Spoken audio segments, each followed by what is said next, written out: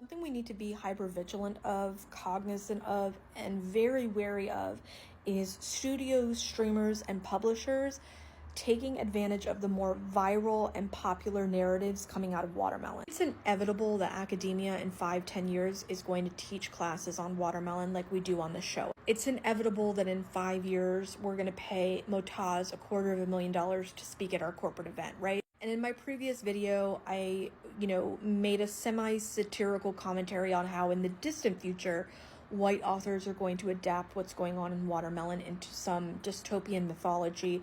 What is more urgent and more insidious that we need to be aware of is the opportunistic nature and desperation of publishers, studios, and streamers. Especially on the heels of the SAG-AFTRA strike, the union even sold out its own workers. The opportunistic nature that underpins publishing, streaming, and filmmaking is going to lead to the exploitation of these more viral narratives coming out of watermelon. Wouldn't be surprised if in even 6 months from now, somebody attempts to make a biopic about Bisan, or somebody attempts to dramatize what happened with Khaled and Reem, right? As they continue to lose subscribers, they're going to start leaving legacy media and coming to places like this and seeking out narratives and stories that they can exploit. It is not far-fetched to think that 12 months from now,